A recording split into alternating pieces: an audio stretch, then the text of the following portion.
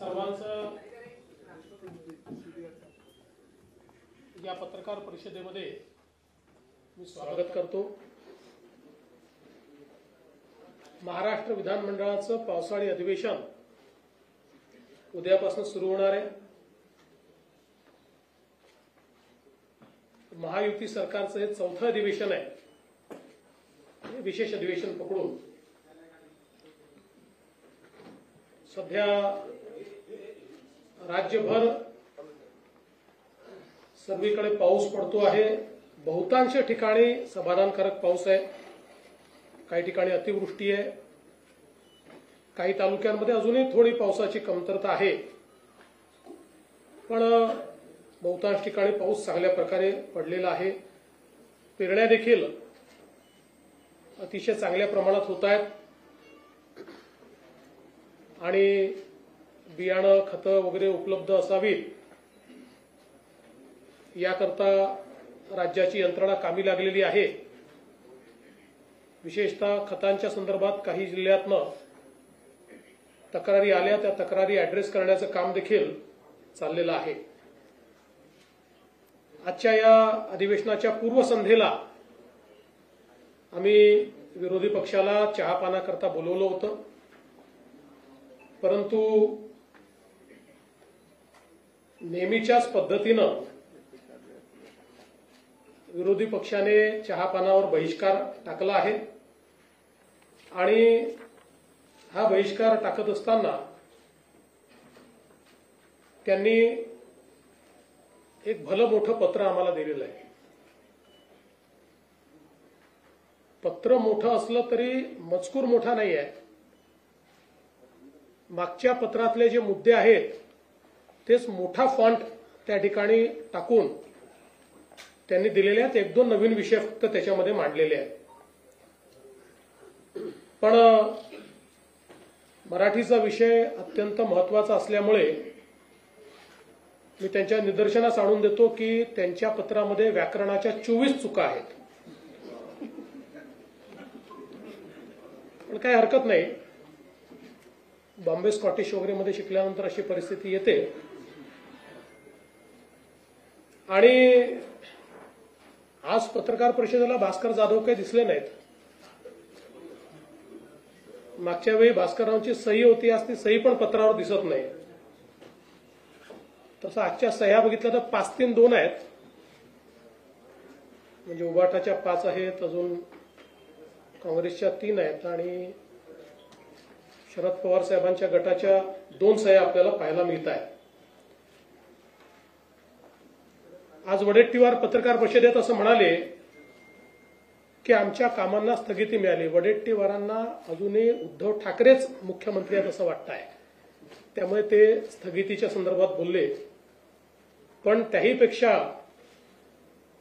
आज जितेंद्र आव्हाडांनी बोफोर्सची आठवण काढली। म्हणजे बोफोर्सचा घोटाळा झाला होता हे जितेंद्र आव्हाडांना मान्य असल्यामुळे त्यांनी आज बोफोर्स सारखे घोटाळे चालले आहेत अशा प्रकारे घरचा आहेर हा त्या ठिकाणी दिलेला आहे। आणि मला असं वाटतं की खरं तर कोणतीही कल्पकता, कुठलेही नवीन विषय, कुठलीही लोकाभिमुखता या ठिकाणी आपल्याला पाहायला मिळाली नाही। खरं तर आज आपण सगळे लोक या ठिकाणी जो हिंदीचा विषय आहे, आमच्याकरता तो मराठीचा विषय आहे, कारण राज्यामध्ये आम्ही मराठी अनिवार्य केली आहे, हिंदी ऑप्शनल केली आहे। कुठलीही भारतीय भाषा शिकता येईल अशा प्रकारचा निर्णय आम्ही घेतलेला आहे, पण तरी देखील झोपलेल्याला उठवता येतं, झोपेचं सोंग घेतलेल्याला उठवता येत नाही। आणि म्हणून याचा थोडासा प्रवास हा आपल्या सगळ्यांना समजला पाहिजे असं मला वाटतं। खरं म्हणजे राष्ट्रीय शैक्षणिक धोरण सर्वात आधी कर्नाटकने लागू केलं, मग मध्य प्रदेशने, मग तेलंगणाने आणि मग उत्तर प्रदेशने। 21 सप्टेंबर 2020 रोजी महाराष्ट्राचे तत्कालीन मुख्यमंत्री उद्धव ठाकरेजी यांनी हे शैक्षणिक धोरण कशा प्रकारे लागू करायचं याकरता एक तज्ज्ञ समिती नियुक्त केली होती. 16 ऑक्टोबरला त्याचा GR 16 ऑक्टोबर 2020 रोजी उद्धवजींच्याच नेतृत्वाखाली हा GR निघाला आणि अतिशय नामवंत अशा प्रकारचे शास्त्रज्ञ अभ्यासक डॉक्टर रघुनाथ माशेलकर साहेबांच्या अध्यक्षतेखाली 18 लोकांची कमिटी तयार करण्यात आली. या 18 लोकांमध्ये कोण कोण होते? डॉक्टर सुखदेव थोरात, मुंबई विद्यापीठाचे कुलगुरू डॉक्टर सुहास पेडणेकर, SNDT महिला विद्यापीठाच्या कुलगुरू प्राध्यापक शशिकला वंजारी, डॉक्टर बाबासाहेब आंबेडकर मराठवाडा विद्यापीठाचे कुलगुरू डॉक्टर प्रमोद येवले, माजी कुलगुरू मुंबई विद्यापीठ डॉक्टर राजन वेळुकर, नागपूर विद्यापीठ माजी कुलगुरू डॉक्टर विलास सपकाळ, ICTचे माजी कुलगुरू प्राध्यापक GD जाधव, DY पाटील विद्यापीठाचे कुलपती डॉक्टर विजय पाटील, आंतरराष्ट्रीय सल्लागार नितीन पुजार, तंत्रशिक्षण संचालक डॉक्टर अभय वाघ आणि हैदराबाद सिंध नॅशनल कॉलेजिएट विद्यापीठ मुंबईचे कुलाधिकारी निरंजन हिरानंदानी, शासकीय अभियांत्रिकी महाविद्यालय पुणेचे संचालक भारत आहुजा, मराठवाडा वाणिज्य विद्यालय पुणेचे प्राचार्य देविदास गोल्हर, मुंबई विद्यापीठाचे सिनेट सदस्य मिलिंद साटम, पार्ले टिळक व्यवस्थापन महाविद्यालयाचे शिक्षण तज्ज्ञ डॉक्टर अजित जोशी, शिक्षा विद्या प्रबोधिनी हा महत्वाचा आहे, शिक्षा विद्या प्रबोधिनीचे संस्थापक विश्वस्त विजय कदम जे शिवसेनेचे उपनेते आहेत आणि शिवसेनेचे म्हणजे उभाटा सेनेचे, आमच्या शिवसेनेचे नाही, आणि उच्च शिक्षण संचालक डॉक्टर धनराज माने, अशा 18 लोकांची कमिटी ही या ठिकाणी तयार झाली. आता हे सगळेच मराठी लोक आहेत, नामवंत लोक आहेत, शिक्षण क्षेत्र समजणारे लोक आहेत. अशा लोकांची एक अतिशय चांगली समिती उद्धवजींनी तयार केली.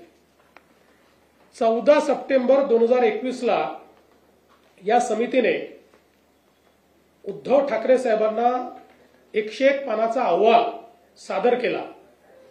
त्याचं जे DGIPRचं ट्विट आहे तेही माझ्याकडे आहे, हे आपण सगळे बघू शकता. तो अहवाल स्वीकारताना उद्धवजी दिसतायत, बरेच लोक दिसतायत, माननीय संपादकही उपस्थित होते पण फोटो दिसत नाही आहेत, आणि हा ट्विट त्या ठिकाणी करण्यात आलेला आहे. हे त्या संदर्भात त्यांचं वाक्य की याची लगेच आम्ही अंमलबजावणी करणार वगैरे ते सगळं हे प्रेसमध्ये त्यावेळी आलेलं आहे. आणि मग आपण जर बघितलं तर 15 सप्टेंबर 2021 च्या या बातम्या वगैरे आहेत, मी आता त्याच्यामध्ये जात नाही. आता या अहवालात काय म्हटलेलं आहे, या सर्व तज्ज्ञांनी काय म्हटलेलं आहे, तर या अहवालाच्या 8व्या प्रकरणामध्ये भाषेचा विषय आलेला आहे, पृष्ठ क्रमांक 56. आता पृष्ठ क्रमांक 56 वर अहवालामध्ये जो काही या ठिकाणी शिफारस त्यांनी केलेली आहे त्याच्याकरता एक उपगट तयार करण्यात आला होता, आणि त्या उपगटामध्ये कोण होते? भाषेच्या उपगटामध्ये डॉक्टर सुखदेव थोरात, नागनाथ कोतापल्ले, अजून काही सदस्य होते, पण यात भाषेच्या या उपगटामध्ये महत्वाचे सदस्य होते विजय कदम, उबाठाचे उपनेते विजय कदम हे या उपगटाचे नेते होते किंवा यातले प्रमुख होते. आणि यांनी काय शिफारस केली आहे, तर यांनी शिफारस अशी केलेली आहे की मुद्दा क्रमांक 8.1 इंग्रजी आणि हिंदी भाषा ही दुसरी भाषा म्हणून पहिल्या वर्गापासून लागू करण्यात यावी. 1ली ते 12वी असे 12 वर्ष विद्यार्थी इंग्रजी शिकतील तर त्याला इंग्रजी भाषेची जाण येईल आणि आवश्यक पुस्तके वाचता येतील. अभियांत्रिकी, वैद्यकीय आणि अन्य तांत्रिक व्यावसायिक अभ्यासक्रमांसाठी ते सज्ज असतील. उच्च शिक्षण संस्थांमधून मराठी शिकवण्याला प्राधान्य द्यावेच लागेल, पण त्याच वेळी इंग्रजी आणि हिंदी ही दुसरी भाषा पहिल्या वर्गापासून ते 12वी पर्यंत सक्तीची करण्यात यावी. आवश्यकता भासत असेल तर महाविद्यालयीन शिक्षणाच्या 3 किंवा 4 चौथ्या वर्षाच्या पदवी अभ्यासक्रमामध्येही हिंदी सक्तीची करावी. आता कोणी म्हटलंय, उद्धवजींनी तयार केलेल्या समितीमध्ये ज्यात उबाठा सेनेचे उपनेते हे सदस्य आहेत, त्यांनी केलेली ही शिफारस आहे. खरं म्हणजे हे रिकमेंडेशन आता इंग्रजीमध्येही आहे, ते पुन्हा मी वाचून दाखवत नाही. आता आपण जर बघितलं तर 14 सप्टेंबर 2021 रोजी हा अहवाल सादर झाल्यानंतर तो मंत्रिमंडळापुढे आला आणि 7 जानेवारी 2022ला त्याचं इतिवृत्त कायम झालंय. आपल्याला पाहिजे असेल तर त्या इतिवृत्ताची कॉपी देखील मी दाखवतो. हे सही आपण ओळखतो उद्धवजींची, म्हणून मी तुम्हाला दाखवतो ती.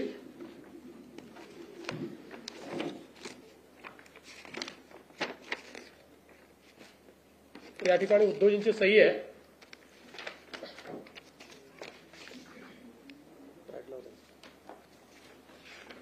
ठीक आहे.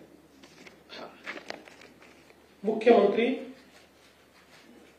उद्धव ठाकरेंची सही आहे कॅबिनेट निर्णयावर, मिनिट्सवर, म्हणजे कन्फर्म झालेली आहेत मिनिट्स, ही त्यांची उद्धवजींची सही याच्यावर आहे.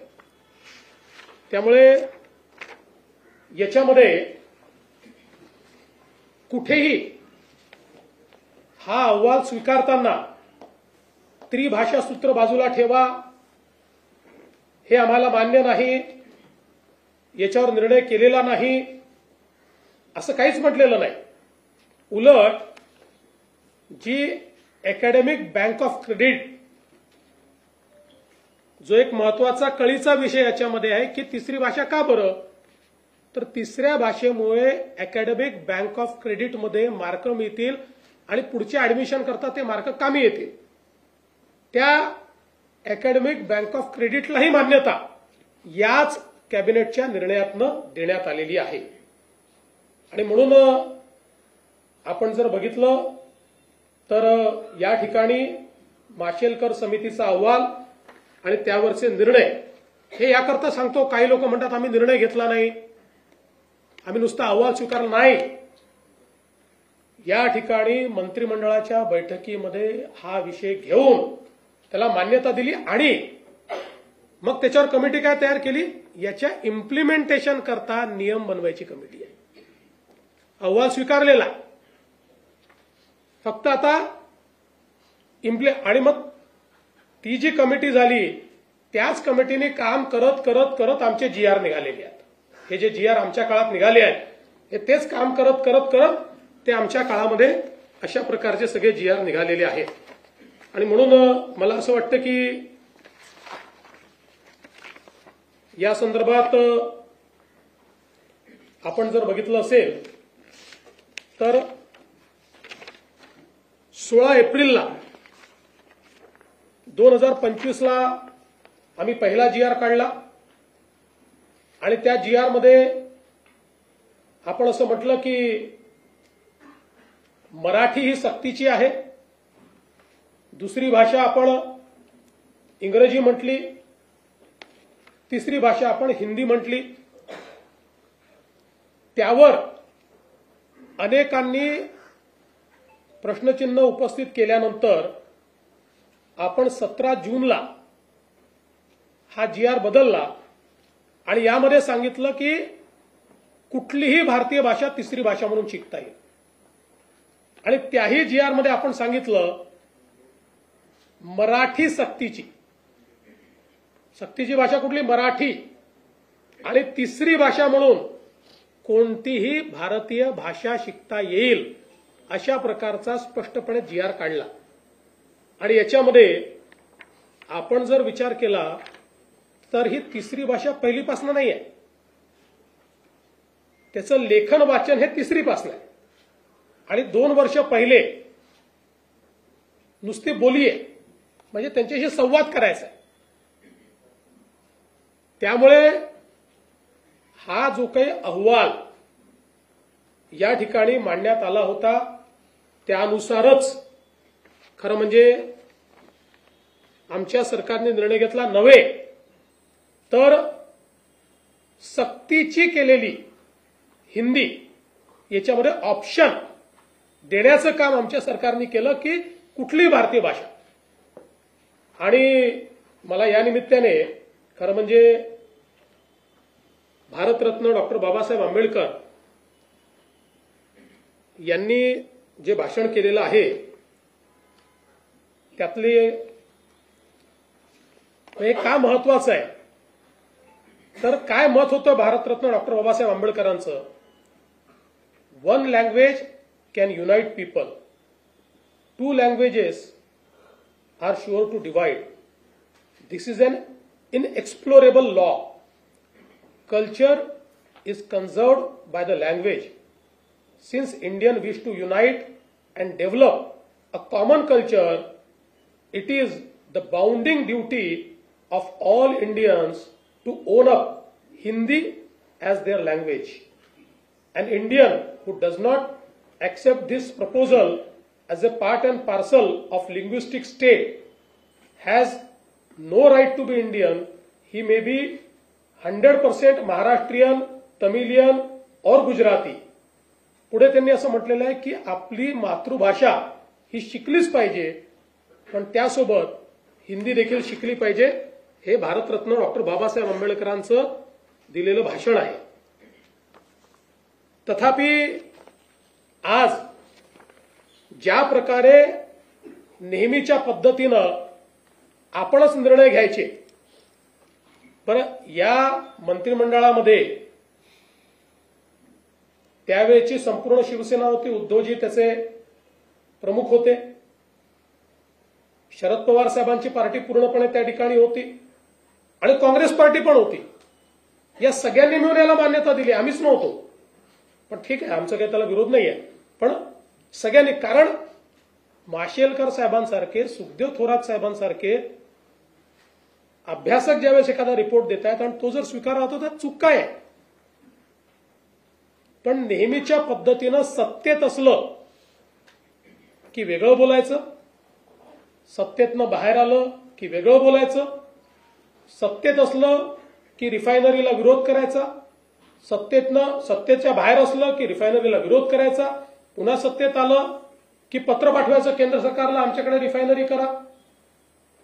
ही जी पद्धत आहे याच्यामध्ये केवळ विरोधाला विरोध अशा प्रकारची पद्धती दिसते आहे.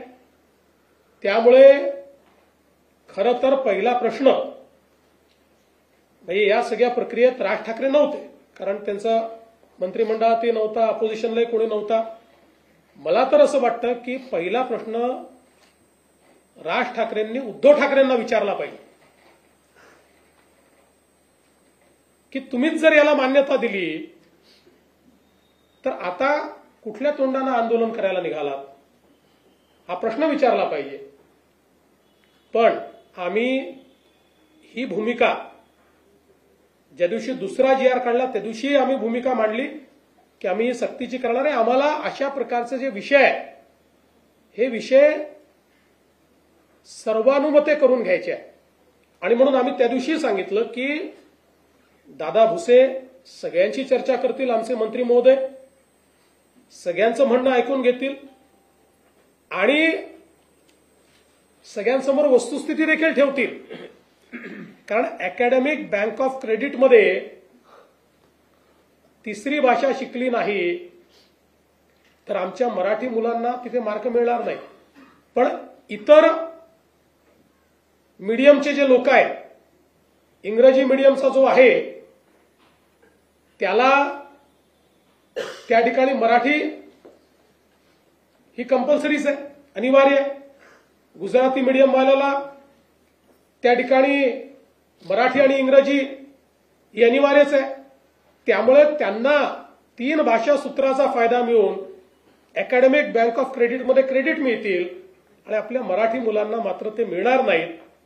आणि मग या अकॅडमिक बँक ऑफ क्रेडिटच्या माध्यमातून उद्या ज्यावेळेस त्यांच्या प्रवेशाचा विषय येईल त्यावेळी आमचे मराठी मुलं नेमके तिथे मागे पडतील. आणि म्हणून या ही सगळी वस्तुस्थिती सगळ्या नेत्यांसमोर मांडावी, अभ्यासकांसमोर मांडावी. काही नवीन नेते देखील तयार झालेले आहेत, त्यांच्या समोर ती मांडावी आणि त्यानंतर एक सांगोपांग अशा प्रकारचा निर्णय घ्यावा. या दृष्टीनं आम्ही दादा भुसेंना सांगितलं. दादा भुसेंनी काही लोकांशी संपर्क देखील सुरू केलाय. पण मला असं वाटतं की याच्यावर चुकीच्या पद्धतीचं राजकारण जे आहे हे करणं चाललंय. आणि म्हणून आज मंत्रिमंडळाच्या बैठकीमध्ये आम्ही याच्यावर सांगोपांग चर्चा केली आणि आम्ही असा निर्णय केलेला आहे की त्रिभाषा सूत्राच्या संदर्भात ही भाषा कुठल्या वर्गापासून लागू करावी, ती कशा प्रकारे करावी, कुठली करावी, काय मुलांना चॉईस द्यावा, याचा निर्णय करण्याकरता राज्य सरकारच्या वतीनं डॉक्टर नरेंद्र जाधव यांच्या नेतृत्वात एक कमिटी तयार करण्यात येईल. आपण सगळे जाणता डॉक्टर नरेंद्र जाधव साहेब प्लॅनिंग कमिशनचे मेंबर होते, कुलगुरू होते, शिक्षण तज्ज्ञ म्हणून त्यांना आपण ओळखतो. त्यामुळे त्यांच्या नेतृत्वामध्ये एक समिती या ठिकाणी तयार केली जाईल. त्यात काही सदस्य अजून असतील, त्यांची नावं लवकरच घोषित केली जातील. आणि या समितीचा रिपोर्ट आल्यानंतरच त्रिभाषा सूत्र त्या रिपोर्टच्या आधारावर या ठिकाणी लागू केलं जाईल. आणि म्हणून 16 एप्रिल 2025 आणि 17 जून 2025 हे दोन्ही शासन निर्णय आम्ही रद्द करण्याचा निर्णय घेतलेला आहे. हे दोन्ही शासन निर्णय या ठिकाणी रद्द आम्ही करतो आणि ही नव्याने समिती तयार करतो. ही समिती त्रिभाषा सूत्राच्या संदर्भातलं सगळं सूत्र माशेलकर कमिटीच्या अहवालाचा अभ्यास करेल. ज्या लोकांचं याच्यावर दुमत आहे त्यांचंही म्हणणं ऐकून घेईल आणि त्यानंतर आपल्या विद्यार्थ्यांच्या हिताचा काय निर्णय आहे तो निर्णय या कमिटीच्या माध्यमातून येईल आणि मग तो राज्य सरकार स्वीकारेल आणि त्यानुसार पुढची कारवाई केली जाईल. अशा प्रकारचा निर्णय आज आम्ही मंत्रिमंडळामध्ये घेतलेला आहे. आमच्याकरता मराठी आणि मराठी मुलगा किंवा विद्यार्थी हा महत्वाचा आहे. आमची नीती मराठी केंद्रित असेल. आमची नीती ही मराठी, आमचा जो विद्यार्थी आहे त्या विद्यार्थी केंद्रित अशा प्रकारची आमची नीती असेल. याच्यामध्ये आम्हाला कुठल्याही प्रकारचं राजकारण जे आहे ते राजकारण करायचं नाही आहे. खरं म्हणजे उद्यापासून जे काही अधिवेशन सुरू होणार आहे या अधिवेशनामध्ये एकूण 12 विधेयके आम्ही प्रस्तावित केलेली आहेत आणि संयुक्त समितीकडे पाठवलेलं एक जे जनसुरक्षेचं विधेयक आहे ते आता कमिटीने त्याचा रिपोर्ट दिलेला आहे आणि अतिशय सांगोपांग चर्चा करून एकमताने तो रिपोर्ट आलेला आहे. त्याच्यामुळे त्या रिपोर्टवर आता आधारित चर्चा होऊन हे विधेयक देखील या अधिवेशनासमोर असेल. त्यामुळे एकूण जुनं एक प्रलंबित विधेयक, एक संयुक्त समितीचं विधेयक आणि 12 प्रस्तावित विधेयके या सभागृहापुढे येतील.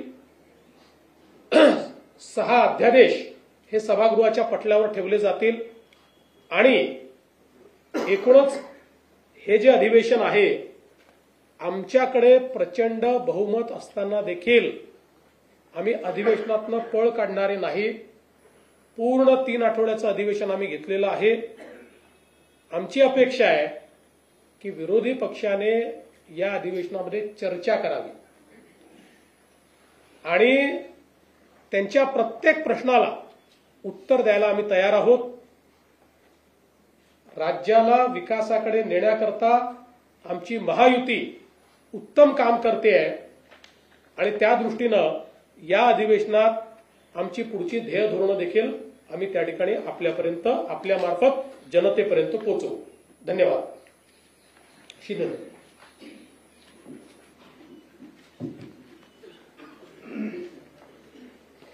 सर्व पत्रकारांचं स्वागत. उद्यापासून पावसाळी अधिवेशन सुरू होत आहे आणि नेहमीप्रमाणे विरोधी पक्षाने चहापानावर बहिष्कार घातलेला आहे.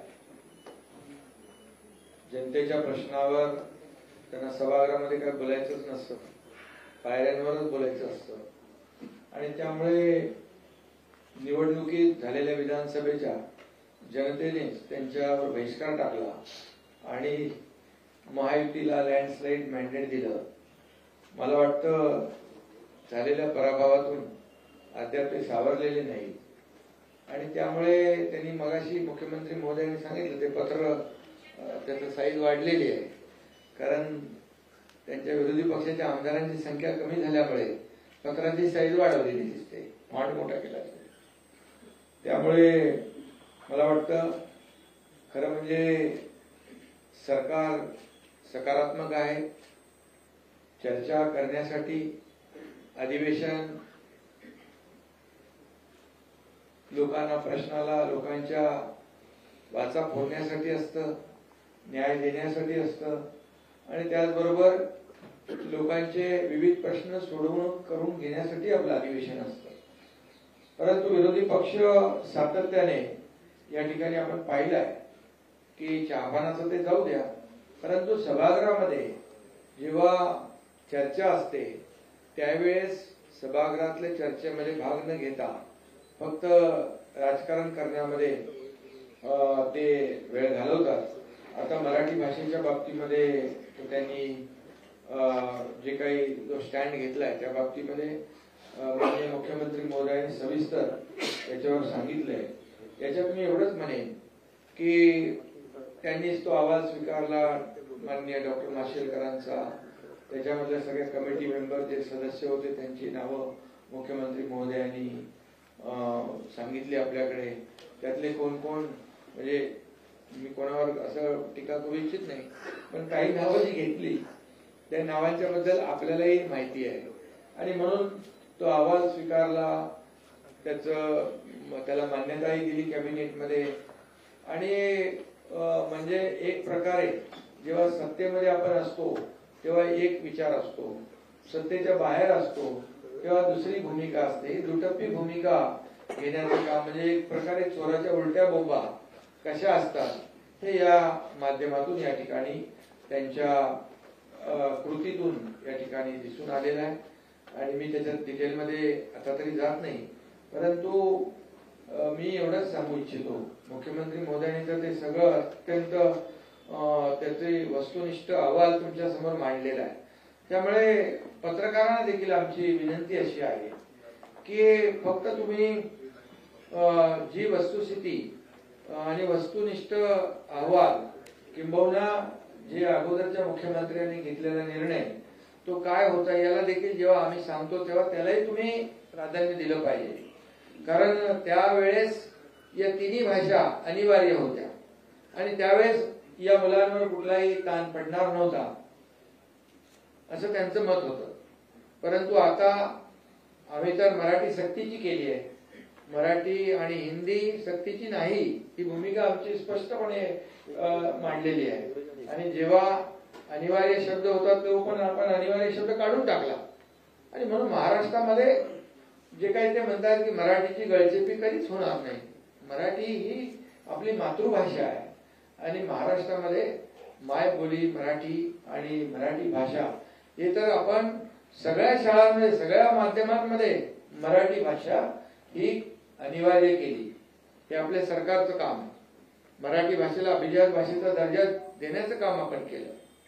अनेक आता ते मी बाकी याच्यामध्ये जात नाही. आपण मराठी भाषेसाठी अखिल भारतीय मराठी साहित्य संमेलन असतं, पण विश्वातल्या मराठी लोकांना देखील आपल्या राज्यामध्ये आणून अखिल विश्व मराठी साहित्य संमेलन देखील घेतलं. त्यामुळे मराठी बाबतीमध्ये आता जे कुठल्या कुठल्या शाळेत शिकतात त्यांनी आता मगाशी मुख्यमंत्री महोदय बोलले त्यामुळे मी त्याच्यावर बोलत नाही. फक्त एवढंच आहे की तेव्हा ताण नव्हता, आता अंमलबजावणी करताना कुठला ताण त्यांच्यावर आला याचं देखील विश्लेषण होईलच. परंतु आमची भूमिका स्पष्ट आहे. मराठीला प्राधान्य, मराठी सक्तीची, हिंदी सक्तीची नाही. आणि हे आता जे मुख्यमंत्री महोदयांनी सांगितले, दोन्ही जे रद्द आम्ही केले, आता जो काही निर्णय आहे तो स्थगित केलाय. आणि हे जे आता आपले जाधव डॉक्टर नरेंद्र जाधव यांची समिती जी आहे त्याच्यात आणखी आता अगोदरच्या समितीमध्ये काही नावं आहेत ती तुम्ही त्याच्यावर मी बोलू इच्छित नाही. परंतु मुलांच्या हिताचा निर्णय, विद्यार्थ्यांच्या हिताचा निर्णय या ठिकाणी घेण्यात यावा अशा प्रकारचा आपली सरकारची भूमिका आहे. आणि आपला विद्यार्थी कुठेही मागे पडू नये हीच भूमिका प्रामाणिकपणे आहे. आणि त्यामुळे आम्ही कुठला इगो ठेवलेला नाही. ते जेव्हा सुरुवातीला अनिवार्य होतं तेव्हा चर्चा झाली, अनिवार्य शब्द ताबडतोब आपण काढून टाकला. आणि त्यामुळे कुठल्याही या शैक्षणिक क्षेत्रामध्ये सरकारला कुठलीही आडमुठेपणाची भूमिका सरकार घेणार नाही, घेतली नाही. आणि अहंकार तर आमच्याकडे बिलकुल नाही. इगो आम्ही कुठलाही निर्णय रेटून नेणार नाही. आता त्या अहंकाराच्या भाषेमध्ये मी काही जात नाही, ते तुम्हाला माहित आहे. आणि त्यामुळे या बाबतीमध्ये मुख्यमंत्री महोदयांनी घेतलेला निर्णय जो आहे, त्यांची चर्चाही झाली, आता कॅबिनेटमध्येही चर्चा झाली. आणि लोकभावना जी आहे, जनभावनेचा आदर करणारे आम्ही लोक आहोत. हे सर्वसामान्य माणसाचं सरकार आम्ही नेहमी म्हणतो. आणि म्हणून जनभावना त्याचा आदर करणं हे आमचं काम आहे.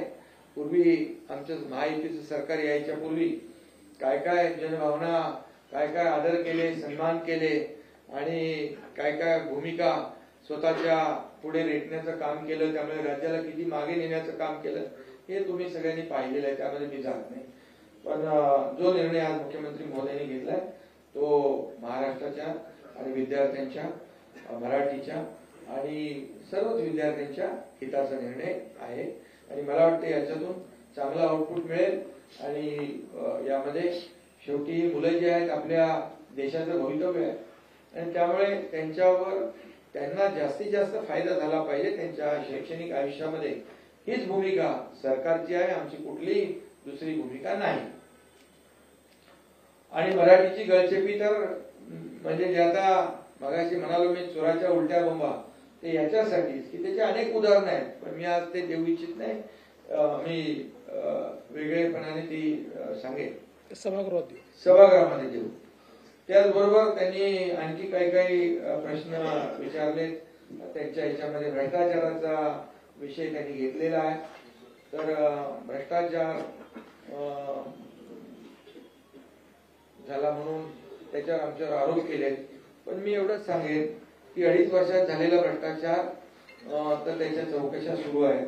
त्यामध्ये खिचडी घोटाळा असेल, बॉडी बॅग घोटाळा असेल, आता तर तो कुठला नवीन एक घोटाळा आलाय, मिठी नदीचा घोटाळा आलाय, त्याचही चौकशी सुरू आहे. आणि त्याच्यामध्ये कोण दिनू काहीतरी दिनो मोरिया, दिनू आता त्याची चौकशी सुरू आहे. त्यांनी तोंड उघडल्यावर किती लोकांना मोरिया होईल माहित नाही. त्यामुळे बघा, आम्ही कुठल्याही सूड भावनेने काम कुठलं करतोय का? बिलकुल नाही. तर जे झालेलं आहे, ज्या घटना घडलेल्या आहेत, जो भ्रष्टाचार झालेला आहे रस्त्यांमध्ये वगैरे, तो तर समोर त्यांनीच आणला ना. आम्ही एकदा रस्ते, जेव्हा मी मुख्यमंत्री होता, आम्ही दोघांनीच तो निर्णय घेतला ना आपण आयुक्तांना बोलवून, की का बाबा दरवेळी पावसाळ्यामध्ये खड्ड्यातून प्रवास करावा लागतो, अपघात होतात, बळी जातात, का कॉन्क्रीटचे रस्ते करत नाही. मग आम्ही निर्णय घेतला 2 फेजमध्ये. आता फेजमध्ये निर्णय घेतल्यानंतर दरवर्षी जे खड्डे भरण्याचं, काळ्याचं डांबराचं पांढऱ्याचं काळं करण्याचा रस्ता बंद झाला. त्यामुळे ऑडिट सुरू झालं, हे झालं. मग ते बिलो अभाव आम्हाला तर काय माहितच नाही बाबा ते, परंतु त्यांच्यामध्ये ते एक्सपर्ट आहेत. आणि त्यामुळे या सगळ्या ह्याच्यातून जी काही चौकशी आहे आणि ते जे काही सत्य आहे ते सत्य बाहेर येईल. त्यानंतर त्यांनी बाकी त्याच्यामध्ये आणखी बरेचसे काही काही आरोप केलेले आहेत. पीक विमा वगैरे त्याच्यामध्ये मी काही जात नाहीये. पीक विमा योजना जी आहे ते उलट शेतकऱ्यांच्या म्हणजे कंपन्यांना फायदा होऊ नये, शेतकऱ्यांना फायदा व्हावा म्हणून आपण ती योजना जी आहे ती योजनेचं स्वरूप बदललंय. त्याच्यामध्ये पण त्यांनी काही हे घेतलेलं आहे. पूर्वी ते म्हणाले सौर विजेच्या बिलाबद्दल पण त्यांनी आरोप केलेला आहे. पण मी मुख्यमंत्री महोदयांना धन्यवाद देईन की आतापर्यंतच्या इतिहासामध्ये विजेचं बिल कमी झालेलं कधी आपण पाहिलं नाही. पण आमच्या महायुतीच्या सरकारमध्ये देखील आपण किती 7.5 HP पर्यंत कृषी पंपाला मोफत केलं. ते आजही मोफत आहे आणि आता देखील 10% पर्यंत आपलं बिल कमी होत आहे सर्वसामान्य लोकांचं आणि ते टप्प्याटप्प्याने आणखी कमी होईल. म्हणजे इतिहासामध्ये पहिल्यांदा विजेचं बिल कमी करण्याचा, कमी होण्याचा प्रकार आणि निर्णय पहिल्यांदा झाला. यापूर्वीच्या मला आठवत आहे काँग्रेसच्या सरकारने निवडणुकीच्या आधी म्हणाले वीज बिल माफ करू, पण जसे सरकारमध्ये आल्यानंतर वीज बिल गेली, म्हणाले प्रिंटिंग मिस्टेक झालं. आम्ही प्रिंटिंग मिस्टेक म्हणणारे नाही. ज्या आम्ही योजना जाहीर केलेल्या आहेत, ज्या योजना आम्ही घोषित केलेल्या आहेत, लाडकी बहीण योजना असू द्या नाही तर आणखी ज्या योजना आहेत त्या टप्प्याटप्प्याने सगळ्या पूर्ण. तेव्हा मला वाटतं मुख्यमंत्री सुशील कुमार शिंदे होते. तर आठवण करून दिली मी. त्यामुळे आम्ही प्रिंटिंग मिस्टेक म्हणणारे नाही आणि निवडणुकीमध्ये आश्वासन द्यायची असतात, पाळायची कुठे असतात असं म्हणणारेही नाही. त्यामुळे तो एक विषय मी या ठिकाणी सांगू इच्छितो. बोगस बियाणे वगैरे ते काय त्याच्यावर कारवाई आम्ही करतोच आहे. आणि त्यामध्ये आजच आम्ही शेतकऱ्यांसाठी कृषी संजीवनी प्रकल्प नानाजी देशमुख किती 6,000 कोटीला आपण मान्यता आजच दिली. टप्पा 2 शेतकऱ्यांसाठी महायुती सरकारने गेल्या 3 वर्षामध्ये जवळपास 45,000 कोटी रुपये च्या योजना आपण शेतकऱ्यांसाठी केल्या. 15-16 हजार कोटी रुपये आपण अतिवृष्टी, अवकाळी आणि गारपिटीच्या नुकसान भरपाई पोटी दिले. त्यामुळे शेतकऱ्यांना काय दिलं, शेतकरी सन्मान योजना आपण केली. प्रधानमंत्री महोदय 6,000 केंद्राचे आणि आपले पण 6,000 असे 12,000 रुपये शेतकऱ्यांना देखील वर्षाकाठी या ठिकाणी देण्याचा निर्णय देखील आपल्या सरकारने घेतलेला आहे. आणि त्यामुळे मला वाटतं त्यांच्या या कुठल्याही आरोपाला काही हे नाहीये, म्हणजे काय बेस नाहीये. त्यामुळे आम्ही जे काही निर्णय घेतोय ते निर्णय या महाराष्ट्रातल्या जनतेच्या हिताचे घेतोय. आमची 2.5 वर्षाची पहिली इनिंग होती तेव्हा जे आम्ही टेक ऑफ घेतलं होतं तो वेग अद्याप अजूनही तसाच ठेवलाय, वाढवलाय. मुख्यमंत्री महोदयांनी 100 दिवसाचा कृती आराखडा सुरू केला. त्या कृती आराखड्यामध्ये सगळ्या बऱ्याचशा कलेक्टर, जिल्हाधिकारी, महापालिका आयुक्त, सीओ यांनी चांगलं काम केलं. याचं कारण एवढंच की सर्वसामान्य माणसाला न्याय मिळाला पाहिजे. सर्वसामान्य माणसाला त्याच्या तालुक्यात, जिल्ह्यात न्याय मिळाला पाहिजे. तो मंत्रालयापर्यंत येता कामा नये. त्यानंतर 150 दिवसाचा आता कार्यक्रम आपण कृती आराखडा जाहीर केलाय. कालच आपलं मास राईडचं लोकार्पण झालं नागपूरमध्ये. कुठलाही जिल्हा कुठेही इतर जिल्ह्यांपेक्षा मागे राहू नये यासाठी महास्ट्राईड हे त्याचं लोकार्पण झालं. आपण वर्ल्ड बँकेसोबत या ठिकाणी त्यांच्या सोबत राज्य सरकार एकत्र काम करतंय आणि प्रत्येक जिल्ह्याला समान न्याय, म्हणजे तुम्हाला विकासाचं सांगतोय. आता 2.5 वर्षापूर्वी तर तुम्हाला माहित आहे, 2.5 म्हणजे माझ्या 2.5 वर्षापूर्वीच, आता माझे 2.5 वर्ष धरा.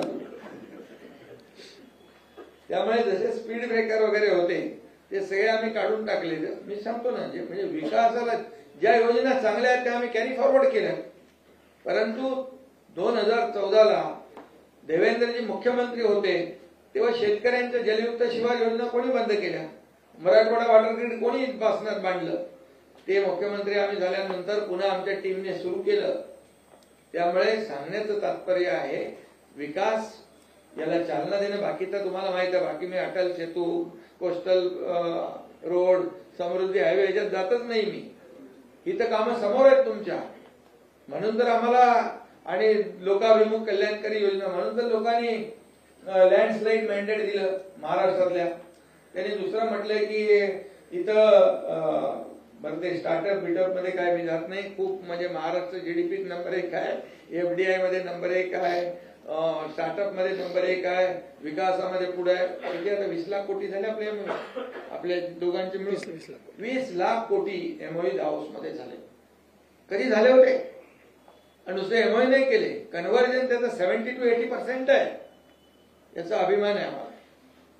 आणि म्हणून मोदीजी पण ज्या पद्धतीने देशाचं जे काय 2047 जे विजन आहे त्यांचं 2047चं विकसित भारताचं, त्या ह्याच्यामध्ये महाराष्ट्राचं $1 ट्रिलियन जे गोल आहे ते एक वर नाही राहणार, ते वाढणार आहे. म्हणजे महाराष्ट्राचं कॉन्ट्रीब्युशन पण आपल्या प्रधानमंत्र्यांचं जे विकसित भारत 2047चं स्वप्न आहे याला सपोर्ट करणार आहे. म्हणून मुख्यमंत्र्यांनी 3 टप्पे केले, 2030, 2035 आणि 2047. आणि त्यामुळे त्या वेगाने आपण पुढे जातोय. आणि म्हणून विकासाला आम्ही चालना देणारं आमचं सरकार आहे. सर्वसामान्य माणसाला न्याय देणारं सरकार आहे. गोरगरिबांच्या जीवनामध्ये बदल घडवणारं सरकार आहे. आणि त्यामुळे ते म्हणाले की विरोधी पक्ष नेता तुम्ही दिला नाही की आमचा गळा घोटला लोकशाहीमध्ये गळा घोटला. अरे पण विरोधी पक्ष नेता बनायला ते विरोधी पक्ष कुठे आहे? तो विरोधी गट आहे. ते तुकडे तुकडे गँग आहे. ते कसं काय त्याला विरोधी पक्ष देणार आम्ही? आणि यामध्ये लोकांनीच त्यांना तेवढं संख्याबळ दिलं नाही. त्यामुळे त्याच्यामध्ये आमची चूक नाहीये. महाराष्ट्रातल्या जनतेने त्यांना तेवढ्या संख्याबळावर ठेवलेला आहे. आणि त्यामुळे नक्कीच त्यांची जी लोकशाहीचा गळा घोटण्याचं जे काही त्यांचं म्हणणं आहे त्याच्यामध्ये काही तथ्य नाही. फक्त मी एवढंच सांगतो की विरोधी पक्षाचं काम आम्ही मानतो, सत्ताधारी आणि विरोधी पक्ष ही रथाची 2 चाकं आहे. पण ते कधी आमच्या चांगल्या कामाला चांगलं म्हणतच नाही. त्यामुळे सातत्याने टीका करणं, आरोप करणं एवढंच त्यांना माहित आहे. पण आमची इच्छा आहे, जसं मुख्यमंत्री म्हणाले की सभागृहामध्ये प्रत्येक विषयावर चर्चा करण्याची आमची तयारी आहे. सभागृहामध्ये तुम्ही प्रश्न मांडा, या महाराष्ट्राच्या हिताचे प्रश्न मांडा. सरकारने चांगलं काम केलं तर चांगलं म्हणा, वाईट काम केलं तर तुम्ही सूचना करा. आम्ही सगळ्याला तयार आहोत. आणि त्यामुळे बाकी आता सभागृहामध्ये आम्ही बोलू. सभागृहामध्ये बाकी विषय त्याला प्रश्नांना उत्तर देऊ. अजितदादा, एवढ्या मोठ्या संख्येने पत्रकार परिषदेला उपस्थित असणाऱ्या सर्व पत्रकार बंधू भगिनींचं मी मनापासून स्वागत करतो. या अधिवेशनाचं संपूर्ण कामकाज पूर्ण वेळ आणि सुरळीत चालावं, राज्यासमोरचे सर्व महत्वाच्या मुद्द्यांच्यावर प्रत्येक विधेयकावर अभ्यासपूर्ण चर्चा व्हावी आणि एकही विधेयक सभागृहात चर्चा झाल्याशिवाय मंजूर होऊ नये. आमदारांना त्यांच्या मतदारसंघातले प्रश्न मांडण्यासाठी पुरेसा वेळ मिळावा आणि सर्वात महत्वाचं म्हणजे विधिमंडळाच्या कामकाजाचा 1 मिनिटही कुठं वाया जाऊ नये, गोंधळामुळे वाया जाऊ नये, असा आमच्या महायुतीच्या सरकारचा प्रयत्न राहणार आहे. आणि त्याच्यामुळे मुख्यमंत्र्यांनी सांगितलं तसं 3 आठवड्याचं अधिवेशन हे पावसाळी अधिवेशन आपण घेतलेलं आहे. उद्याच पुरवणी मागण्या सादर केल्या जाणार आहेत. त्याच्याबद्दलची मान्यता आत्ताच कॅबिनेटनी सादर करण्याच्या करता दिलेली आहे. आणि काही जरी असलं, हे काही चर्चा जरी करत असली तरी खरं त्यांनी आजच्या चर्चेमध्ये भाग घेतला असता तर महत्वाच्या प्रश्नाच्या बद्दल त्याचा ओहापोह करता आला असता. कुठले महत्वाचे प्रश्न चर्चेला घ्यायचे ते पण तिथं सगळ्यांच्या समोर मांडता आले असते. परंतु नेहमीच्या पद्धतीप्रमाणे चहापानावर बहिष्कार, म्हणजे गेले कित्येक वर्ष चहापानावर बहिष्कारच चाललाय. आता ते चहापान रद्दच करावं का काय असं वाटायला लागलं. कशाला चहापान ठेवायचं? आम्ही येऊ, चहापाणी घेऊ, कॅबिनेट करू, पत्रकारांशी बोलू आणि निघून जाऊ, असंच मनात यायला लागलेलं आहे. तसं होणार नाही. त्यांनी जर प्रतिसाद दिला तर जरूर चर्चा करण्याच्या करता, लोकशाहीमध्ये चर्चा करून निर्णय घेणं हे खूप महत्वाचं असतं आणि त्या प्रकारेच हे महायुतीचं सरकार काम करत राहणार आहे. बाकीच्या सगळ्या महत्वाच्या प्रश्नाच्या संदर्भात दोघाही महोदयांनी आपल्या सगळ्यांच्या समोर गोष्टी मांडलेल्या आहेत. एकंदरीतच आता रद्दच निर्णय तो GR करण्यात आलेला असल्यामुळं कारण नसताना आता मुंबईतल्या मराठी माणसाला वेठीस धरून मोर्चा काढायचं काही कारण नाही. आता तो मोर्चा रद्द करण्यात यावा असं आव्हान मी त्यांना हो ना ज्या कारणाकरता मोर्चा होता ते रद्दच झालेलं ना बाबा. मग कशाला वेठीस धरायचं तुम्हाला त्रास सगळ्यांना ही कुठं चाललं ती कुठं चाललं त्याच्यामुळे हा आला का तो गेला का कुणाचा झेंडा नाही काही नाही त्याच्यामुळे ते तसं रद्द करून टाकावं. झेंडा नाही त्यामुळे माणसं कळणार नाही. दुसरं एक आजच मुख्यमंत्र्यांनी सूचना केलेली होती. आज जवळपास 3600 कोटी रुपये आमच्या लाडक्या बहिणीच्या करता ह्या महिन्याचे आम्ही डीबीटीवर पाठवलेले आहेत. उद्या त्यांच्या अकाउंटला ते पैसे मिळतील आणि तोही एक महत्वाचा निर्णय आज झालेला आहे. अशा पद्धतीनं आणि बाकीच्या पावसाच्या वगैरेच्या बद्दल कधी नव्हे महाराष्ट्राच्या इतिहासामध्ये जून महिन्यामध्ये धरणांची परिस्थिती काही अपवाद आहेत काही भागातले अपवाद आहेत परंतु कधी एवढ्या मोठ्या प्रमाणावर जून महिन्यामध्ये धरणं भरलेली म्हणजे बऱ्यापैकी भरलेली आपल्याला पाहायला मिळाली नव्हती. अर्थात काही ठिकाणी फार नुकसान पण झालेलं आहे. वाशिम असेल किंवा काही आपला विदर्भाचा भाग आहे ते तिथं बरेच जमीन वाहून वगैरे गेलेली पिकांचं नुकसान झालेलं आहे. त्याचे रितसर पंचनामे करण्याच्या सूचना पण अधिकाऱ्यांना दिल्या गेलेल्या आहेत आणि त्याच्यामध्ये नेहमीच हे सरकार बळीराजाच्या पाठीशी उभं राहण्याचं काम करत असतं. इथून पुढेही ते करत राहील आणि त्यांना पुन्हा कसं आपल्याला उभं करता येईल ह्याबद्दलचं संपूर्ण नियोजन हे महायुतीच्या सरकारने केलेलं आहे आणि अधिवेशनामध्ये ज्या ज्या गोष्टीचे प्रश्न ते उपस्थित करतील विरोधक संख्येने जरी कमी असले तरी त्यांना विचारलेल्या प्रश्नाला समर्पकपणे उत्तर देणं आणि कारण नसताना कुठला तरी गैरसमज लोकांच्या मध्ये होऊ न देणं. बऱ्याचदा विरोधक फेक नॅरेटिव्ह सेट करण्याचा प्रयत्न करत असतात. तसं काही कारण नाही. त्याला आम्ही अतिशय व्यवस्थितपणे उत्तर देऊ. प्रत्येक प्रश्नाला उत्तर महायुतीच्या सरकारकडे आहे. त्याच्यामध्ये केंद्राची मदत आम्हाला होते पंतप्रधानांची आणि त्यांच्या मंत्रिमंडळाची राज्यातल्या पण सर्व सहकाऱ्यांची मदत होते. या प्रकारे हे अधिवेशन व्यवस्थितपणे पार पाडलं जाईल ही खात्री मी आपल्याला देतो. थांबतो. धन्यवाद. अरे एका वेळी एकाने विचारलं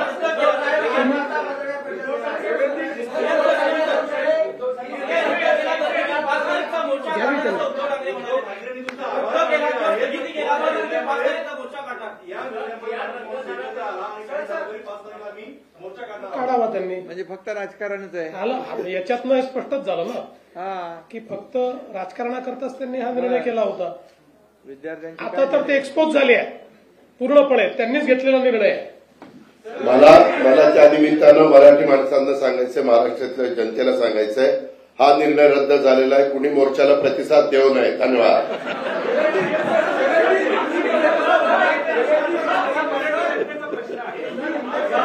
त्यांचं काम झालं मुख्यमंत्र्यांना मराठीची बेइज्जती करायची होती म्हणून आता आम्ही सगळे एकवटलेले आहोत. त्यांनी तुमचे आभार मानले. मी त्यांचे आभार मानतो की त्यांनी ज्या प्रकारचा कारभार चालवला त्यामुळेच आमचं सरकार आलं की नाही. आम्हाला ही जी काही सरकारमध्ये काम करायची संधी मिळाली ती त्यांच्यामुळे मिळाली. पण मला त्यांना प्रश्न विचारायचा आहे. मराठी माणसाचं ते बोलतात पत्राचाळीतल्या मराठी माणसाचं काय बीडीडी स्कीम मधल्या मराठी माणसाचं काय अभ्युदयनगर मधल्या मराठी माणसाचं काय गिरगावातल्या मराठी माणसाचं काय. या मुंबईतनं मराठी माणूस सोडून गेला त्याला ते जबाबदार नाहीत आणि त्याला इथे घर देण्याचं काम हे शिंदे साहेबांनी आम्ही अजितदादांनी आमच्या सरकारने केलं. त्यामुळे मराठी माणसाचं पोट भाषण देऊन भरणार नाही. मराठी माणसाच्या गोष्टी करायच्या आणि धन्ना सेठांच्या पाठीशी उभं राहायचं ही जी त्यांची नीती होती आज त्यांच्यापुढे हा देखील प्रश्न योग्य विचारू. मगाशी आम्ही सांगितलं सभागृहामध्ये सांगू की मुंबईच्या महानगरपालिकेच्या मराठी शाळा कोणी बंद केल्या त्या कशा सीबीएसईकडे गेल्या त्यातल्या मराठीची काय अवस्था झाली या सगळ्या गोष्टी आमच्याकडे आहेत. काळजी करू नका. स्टॉक भरपूर आहे. योग्य वेळी बाहेर काढू.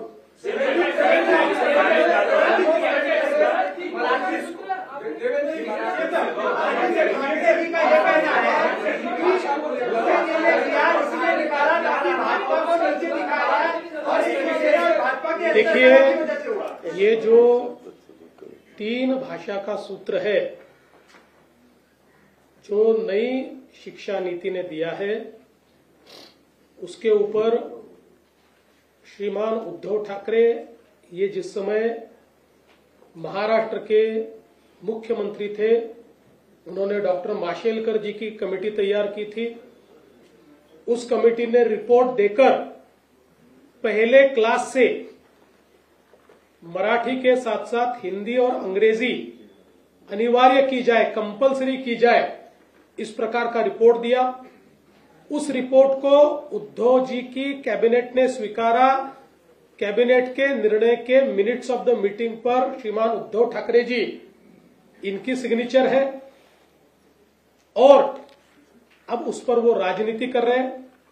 हमने ये बार बार बताया कि मराठी अनिवार्य है और कोई भी भारतीय भाषा आप सीख सकते हो, किंतु इनका विरोध हिंदी को है, इनका विरोध हिंदी भाषा को है।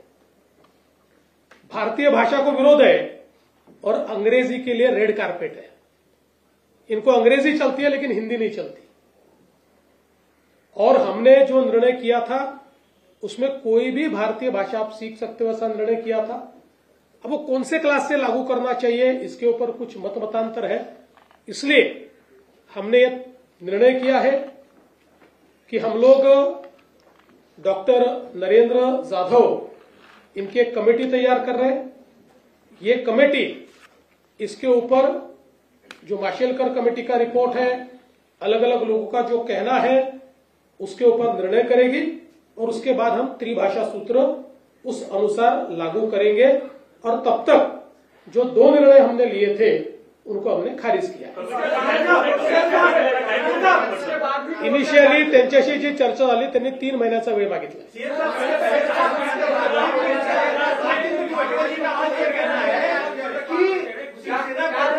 शिक्षा मंत्री ने उन्होंने जीआर इसलिए निकाला ताकि भाजपा को नीचा दिखाया जाए और ये शिवसेना और भाजपा के अंतरकला की वजह से हुआ है।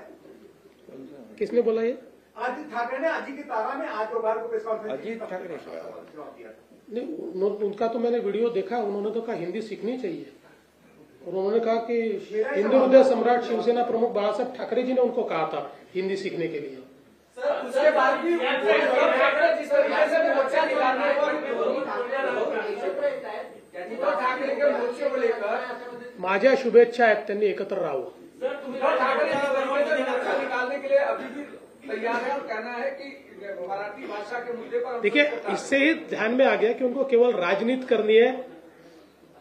मैं इतिहास के 10 चीजें बता सकता हूं कि केवल मराठी आदमी का नाम आगे करके उद्धव ठाकरे जी ने किस प्रकार से मराठी आदमी को ही इस मुंबई के बाहर निकाला है और उसी मराठी आदमी को मुंबई में वापस लाने का काम हमारी महायुति की सरकार ने किया है। धन्यवाद। नहीं, वो तो राजनीति है ना। और अजीत दादा ने बोला है कोई मराठी आदमी जाएगा नहीं।